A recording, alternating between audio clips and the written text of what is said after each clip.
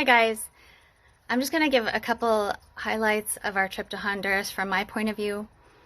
The trip was awesome because there was a lot of us and we did so many things and every day was different.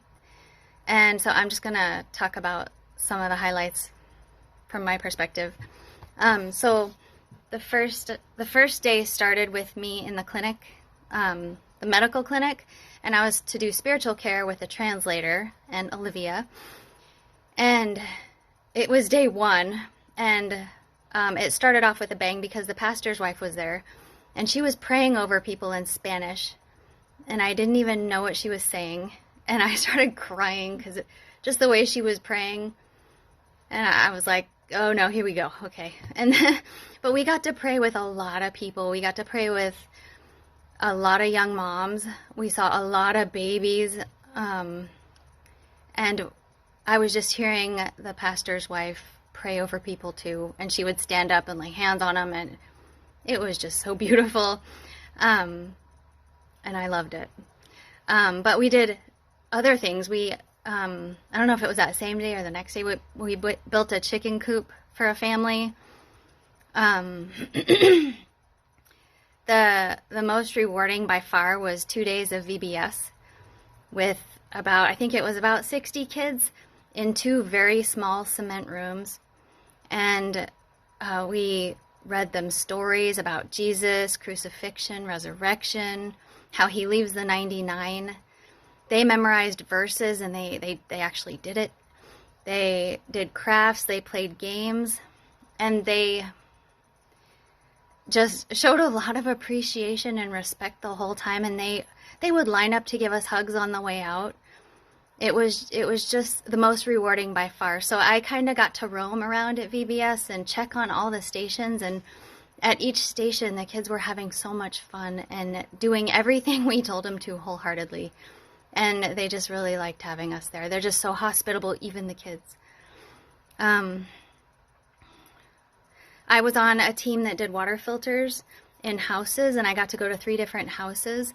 That was a highlight. I learned how to build a water filter out of sand and rocks, and we all did. A lot of us did. And I got to talk to people in their houses.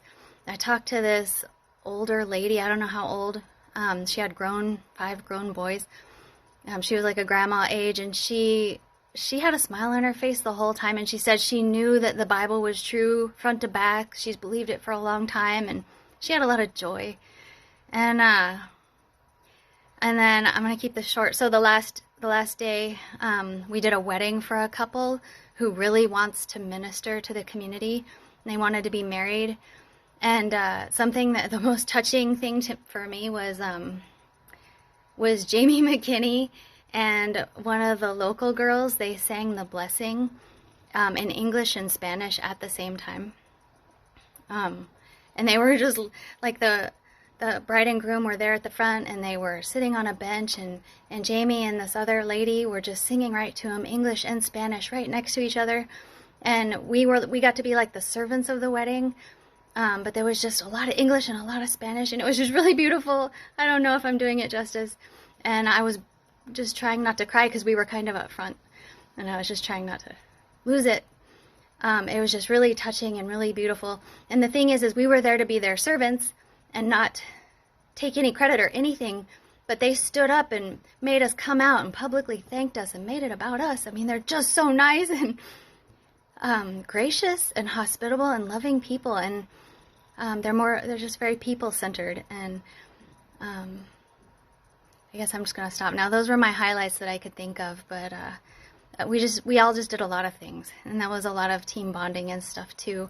A lot of devotions at the end of the night, a lot of morning good discussions on the Bible over coffee upstairs.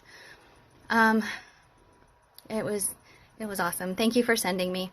I was a last minute addition, and I'm just so thankful I got to go. Thank you.